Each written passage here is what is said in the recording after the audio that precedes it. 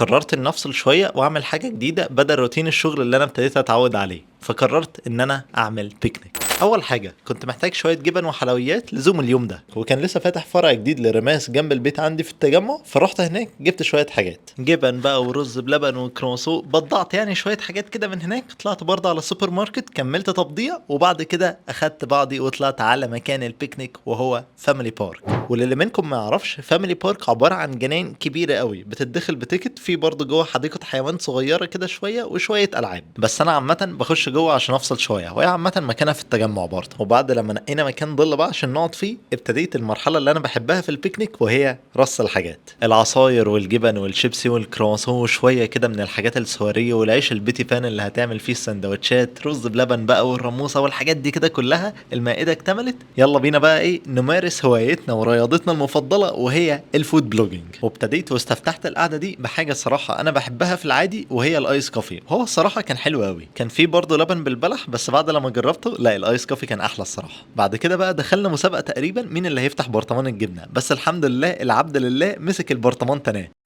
بغض النظر يعني عملنا شويه سندوتشات بجبنه رومي سبريد وجبنه شيدر سبريد، الاتنين الصراحه كانوا حلوين، بس انا فضلت الجبنه رومي سبريد الصراحه كانت خطيره. وكان في برضه جبنه كريمي كده تانية، بس اللي هي البيزك بقى خالص، ودي الصراحه عجبتهم كلهم، بس انا بالنسبه لي الرومي كانت توب.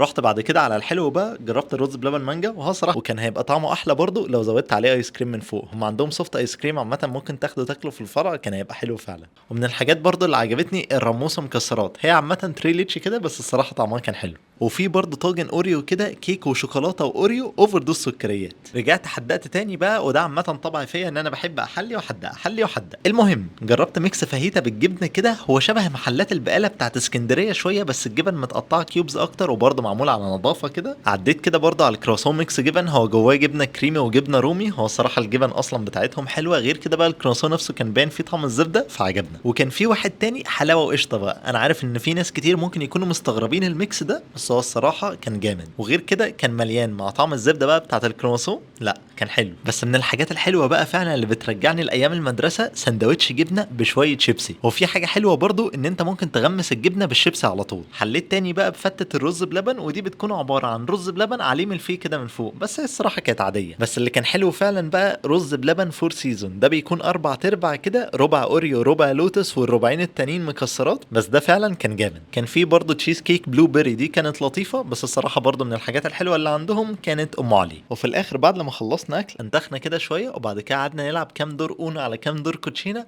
وخلصت انا بقى وقعدت اكل الحيوانات. والصراحه دي حاجه من الحاجات اللي انا بحبها من وانا صغير، اللي انا اقعد اكل الحيوانات كده بقى، سواء قرود نعام حتى التمساح. يعني انا كنت مستغرب الصراحه ان التمساح ممكن ياكل، بس هو اكل بره الفيديو، يعني هو ما بانتش وهو بياكل بره الفيديو، بس الراجل الصراحه برضه حركته تقيله قوي. كان في شويه حيوانات كده برضه انا الصراحه ما كنتش عارف اسمها ايه، بس عامه انا اتبسطت في اليوم ده. ويعني ملخصا كده ورساله برضه لكل واحد، من فتره للتانيه بنبقى محتاجين نفصل شويه، نلعب سوا، نلعب مع الحيوانات، نقعد ما نعملش اي حاجه حتى، بس محتاجين نفصل فعلا، عشان فعلا الدنيا بقت صعبه حبتين، ومش عليك انت لوحدك، لا دي فعلا على الكل. وكالعاده بحبكم في الله، وشكرا جدا ليكم لو انتوا لسه بتتفرجوا لغايه دلوقتي. كان معاكم اباظه من قناه لايف وزباظه. سلام.